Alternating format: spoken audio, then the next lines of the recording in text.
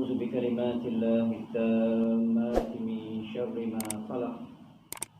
بسم الله الرحمن الرحيم. بسم الله الكافي، بسم الله الشافي، بسم الله المعافي، بسم الله الوافي، بسم الله رب السماوات والأرض، بسم الله الذي لا يضر مع اسمه شيء في الأرض ولا في السماء وهو السميع العليم. السلام عليكم ورحمة الله وبركاته.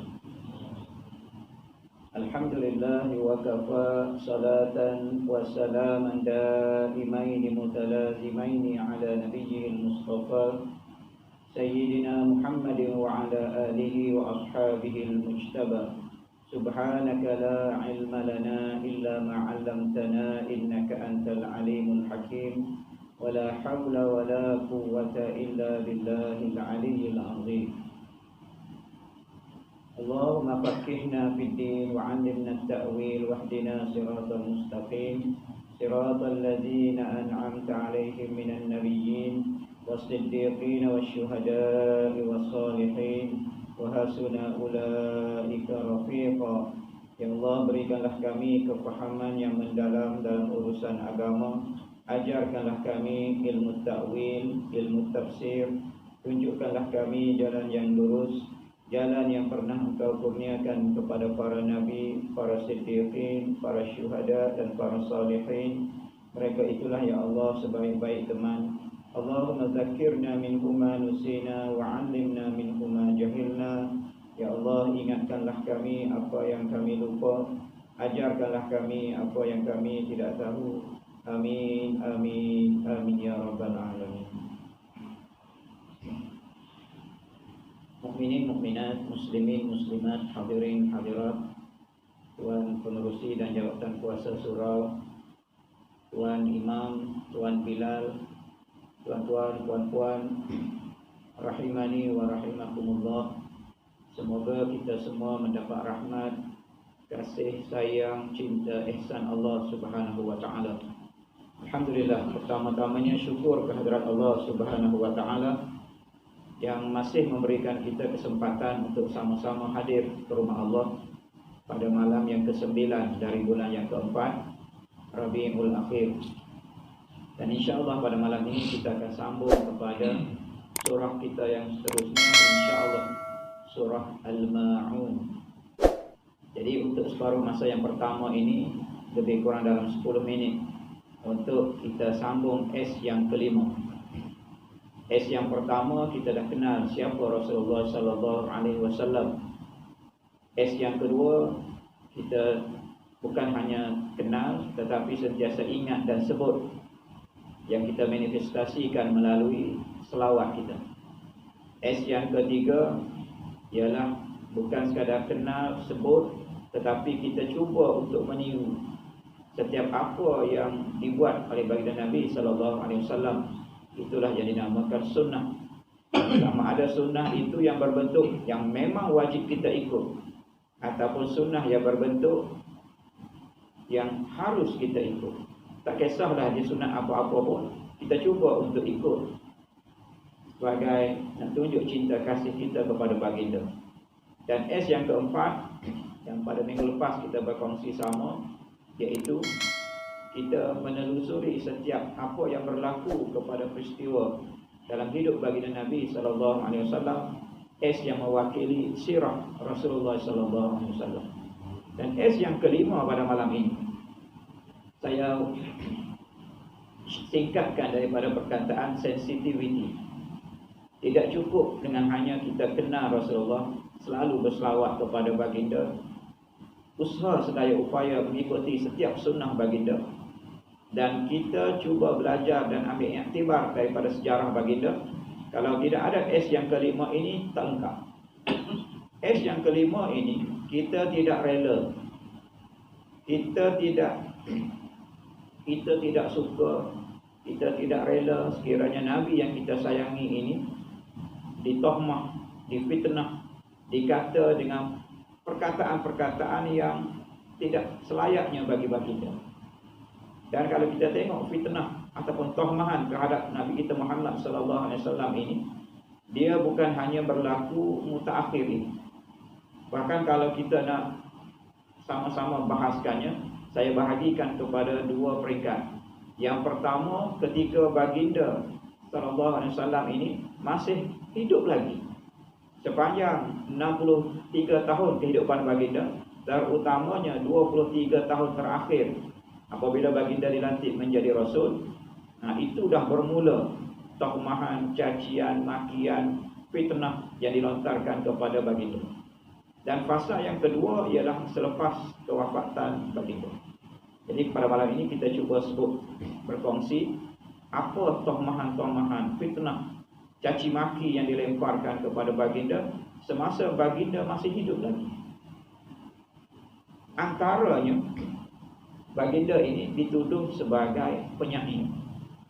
Walaupun orang Arab bangsa Quraisy ini dia tahu sebab mereka ini bangsa penyair. Mereka boleh bersajak, berpuisi, bergurindam 7 hari 7 malam tanpa tengok skrip. Itu kelebihan yang Allah Subhanahu Wa Taala berikan kepada orang Arab zaman diutuskan Rasulullah sallallahu alaihi wasallam. Sebab itulah mukjizat terbesar Rasulullah sallallahu alaihi wasallam ialah Al-Quran. Allah Subhanahu Wa Taala mengutuskan Nabi Isa kepada kaum yang hebat di dalam ilmu sihir. Sebab itulah dibekalkan kepada Nabi Musa alaihissalam tongkat sakti. Allah Subhanahu Wa Taala mengutuskan Nabi Isa alaihissalam kepada satu kaum yang hebat dalam ilmu perubatan. Sebab itulah tangan Nabi Isa cukup berbisa. Disapu-sapu kepada orang yang rabun, orang yang buta dapat celik. Disapu-sapu kepada orang yang penyakit gatal, penyakit kusta sembuh. Ditepuk-tepuk kepada beberapa orang yang mati hidup. Dan kehebatan Nabi Isa itu tidak dapat ditandingi oleh doktor-doktor, pakar-pakar perubatan yang hebat-hebat pada zaman itu. Jadi Nabi kita Muhammad sallallahu alaihi wasallam itu tidak memerlukan tongkat sakti sebagaimana Nabi Musa, tidak memerlukan tangan sakti sebagaimana hebatnya Nabi Musa dan Nabi Isa alaihissalam. Tetapi yang diperlukan oleh baginda Nabi sallallahu alaihi wasallam ialah suatu mukjizat yang dapat mengalahkan kehebatan kaumnya pada ketika itu. Kaumnya ini dikenali sebagai bangsa penyair, penyajak, pemuitis, dan macam-macam lagi kehebatan bahasa ini dikuasai oleh orang Arab pada ketika itu. Sebab itulah musim haji bagi masyarakat Arab jahiliyah ini, mereka bukan lagi fokus untuk beribadat kepada Allah, tetapi musim haji itu musim untuk mereka mempertandingkan kebudayaan mereka. Jadi yang mereka pergi ke Arafah, mereka pergi ke Mina khususnya. Untuk apa? Untuk mereka mempersembahkan sajak syair mereka dan mereka pertandingkan. Dan yang menang itu akan ditampal di dinding-dinding Kaabah selama 1 tahun. Jadi tahun berikutnya dipertandingkan lagi. Pemenang akan ditampal lagi. Jadi mukjizat yang diberikan kepada Rasulullah SAW ini untuk mengalahkan pakar-pakar bahasa yang hidup pada zaman baginda. Walaupun begitu, orang Arab ini tahu yang Rasulullah SAW ucapkan ini bukan bahasa syair, bukan pantun, bukan gurindam. Tetapi sebab mereka tak tahu nak tahu apa, akhir sekali mereka kata, oh Muhammad ni penyair yang hebat. Sebab itulah bahasa-bahasa yang dilontarkan oleh Muhammad, apa yang kita namakan ayat-ayat Al-Quran ini, dapat memukau para pendengarnya. Tetapi Allah Subhanahu Wa Taala melalui surah Yasin yang selalu kita baca, Allah jawab tuduhan ini. A'udzubillahi minasyaitonirrajim. Wa ma 'allamnahu asy-syi'ra wa ma yanbaghi lahu in huwa illa dzikrun wa qur'anun mubin. Ketika Rasulullah masih hidup, wahyu masih turun. Setiap tohmahan itu tak perlu Rasulullah jawab, Allah yang tolong jawab. Dan Allah sebut, wa ma 'allamnahu asy-syi'ra. Tak selayaknya untuk kami mengajarkan syair kepada Muhammad. Syair itu rendah sangat martabatnya, tak selayaknya untuk Muhammad. Wa ma yang bagilah, itu tidak selayaknya bagi baginda. In huwa illa, kecuali apa yang diucapkan, dituturkan oleh Muhammad itu zikrun, suatu peringatan, wa Qur'anum mubin, itulah Quran yang maha nyata. Itu bukan saja, itu bukan puisi, tetapi itulah Quranul Karim. Allah nak menolak dakwaan tuduhan bahawa Muhammad sallallahu alaihi wasallam ini seorang penyair. Jadi tuduhan itu dijawab terus oleh Allah Subhanahu wa taala. Tak berjaya dengan tuduhan penyair, mereka tuduh Nabi kita Muhammad sallallahu alaihi wasallam sebagai tok bomoh, tok dukun yang baca jampi mentera, sehingga kan setiap orang yang kena jampi dengan baginda datang untuk pergi musuh baginda, datang untuk mencederakan, membunuh baginda, tetapi akhir sekali tunduk, beriman kepada baginda. Oh, ini tidak lain mentera di jampi-jampi ini. Jadi mereka tuduh Rasulullah kita ini bukan baca Quran tapi baca jampi. Allah Subhanahu wa taala jawab dalam surah Al-Haqqah, A'udzubillahi minasyaitonir rajim. Wala biqauli kahin qalilan ma tadhakkarun. Apa yang Muhammad tuturkan itu bukan perkataan tok dukun, bukan mentera-mentera, bukan jampi-jampi. Qalilan ma tadhakkarun, tetapi malam sikit sangat di kalangan kamu yang mengambil pengajaran dari apa yang diucapkan oleh Muhammad sallallahu alaihi wasallam. Itu dua tuduhan. Seterusnya, mereka menuduh Rasulullah SAW dengan tuduhan yang lebih berat lagi. Orang gila. Penyair pun tak berjaya, Allah jawab. Mereka tuduh sebagai tok dukun, tok bomoh, Allah jawab. Akhir sekali mereka tuduh dengan gila. Apa jawapan Allah Subhanahu wa taala dalam surah Al-Qalam? A'udzubillahi minasyaitonir rajim. Ma anta bi ni'mati rabbika bimajnun.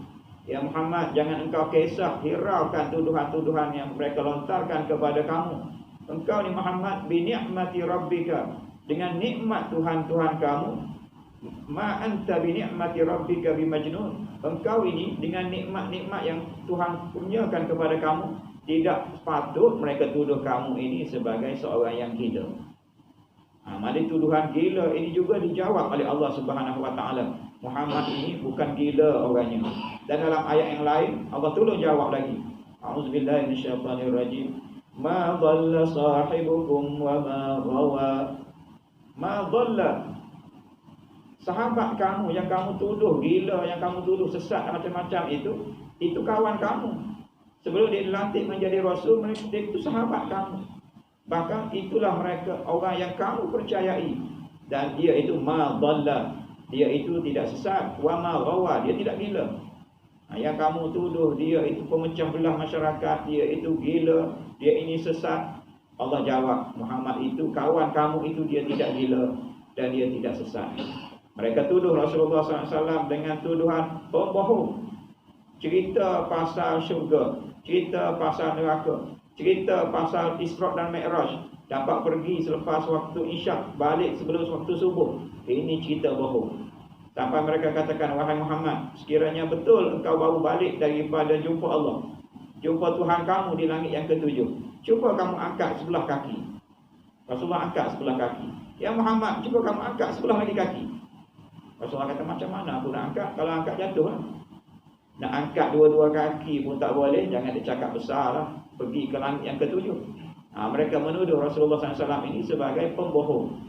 Lalu Allah Subhanahu wa taala jawab bagi pihak Nabi kita Muhammad SAW dalam surah An-Nahl ayat 105.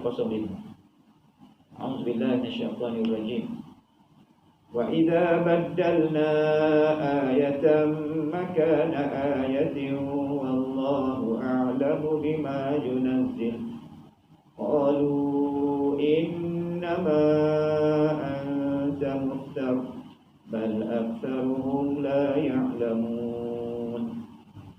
Wa idza baddalna ayat, apabila kami, yakni Allah Subhanahu wa taala, menukarkan ayat, satu ayat kepada ayat yang lain, wallahu a'lamu bima yunazzil, Allah Maha tahu apa yang hendak diturunkan. Qalu, mereka berkata, innama anta muftar, ya Muhammad, engkau ini pembohong. Jadi Allah Subhanahu wa taala menurunkan satu ayat, kemudian Allah Subhanahu wa taala menasahkan ayat itu, menghapuskan hukum ayat itu, Allah turunkan ayat baru. Jadi kalau kita belajar dalam ulum Quran ini, Ada ayat-ayat yang tertentu Allah turunkan. Kemudian hukumnya berjalan. Kemudian tak lama kemudian Allah batalkan hukuman tersebut, ganti dengan hukuman yang baru. Jadi orang musyrikin ini, bila Rasulullah cerita ayat ini telah dimansuhkan, oh, dia kata Muhammad ini pandai-pandai ya tukar. Dulu kata lain, sekarang kata lain. Allah jawab, bal aktsaruhum la ya'lamun. Mereka tuduh kamu itu pembohong, penipu, tetapi bahkan sebab ramai di kalangan mereka itu la ya'lamun, tidak mengetahui hakikat yang sebenarnya. Jadi itu antara beberapa tuduhan. Dan tuduhan ini baik sebagai penyair, baik sebagai tok dukun, tok bawang, baik sebagai orang gila, orang sesat, pemecah belah masyarakat, pembohong. Dan inilah kata-kata yang diucapkan setiap kali delegasi luar datang untuk mengerjakan umrah dan haji di Mekah. Sebelum masuk ke sempadan Mekah itu, mereka akan beritahu, kamu masuk ke Mekah nanti, jangan dengar kata-kata seorang lelaki ni yang mendakwa menjadi Nabi, yang namanya Muhammad ini. Dia itu seorang pembohong, dia itu seorang penyair, dia itu seorang tok dukun. Kamu jauhi daripada dia. Kalau kamu dengar perkataan dia, takut-takut kamu akan terpengaruh dengan dia.